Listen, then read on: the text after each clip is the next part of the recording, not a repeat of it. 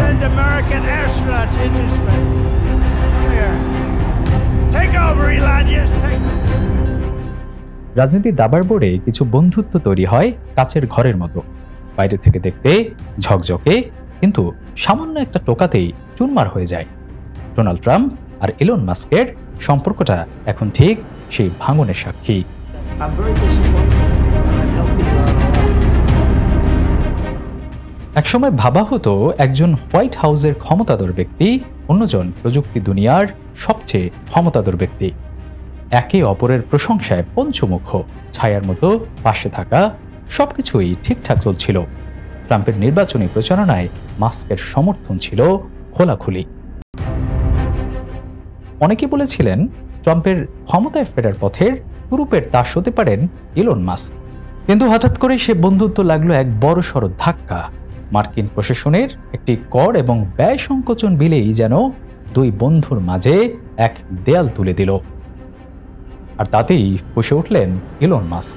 তিনি শুধু বিলের সমালোচনাই করেননি, রীতিমতো বিদ্রোহ ঘোষণা করেছেন। হুমকি দিয়েছেন যারা এই বিলকে সমর্থন করবে তাদের দেখে নেওয়া হবে। এমনকি আমেরিকান পার্টি নামে নতুন একটি রাজনৈতিক দল খোলার হুঙ্কার দিয়েছেন তিনি, যা সরাসরি ট্রাম্পের ভোট ব্যাংকে আঘাত হানতে পারে। অন্যদিকে ডোনাল্ড ট্রাম্পও কিন্তু দমবার পাত্র নন। তিনি এই খেলায় কিন্তু কাঁচা খেলোয়াড় নন। বন্ধুত্বের মুখোশ ছিঁড়ে তিনি পাল্টা তোপ দেখেছেন। তিনি মনে করিয়ে দিয়েছেন মাস্কের প্রতিষ্ঠানগুলো চলে মূলত সরকারি ভর্তুকির টাকায়, আর সেই ভর্তুকি যদি বন্ধ করে দেয়, মাস্ক তার ব্যবসা গুটিয়ে দক্ষিণ আফ্রিকায় তার নিজের বাড়ি চলে যেতে হবে। ভাবতে পারেন ব্যাপারটা এখন শুধু দুই ব্যক্তির মধ্যে ঝগড়া নয়, এটি এখন দম্ভ, শক্তি আর প্রভাব বিস্তারের এক ভয়ঙ্কর লড়াই। যে বন্ধু একসময় কাঁধে কাঁধ মিলিয়ে চলত, আজ সেই সবচেয়ে বড় শত্রু।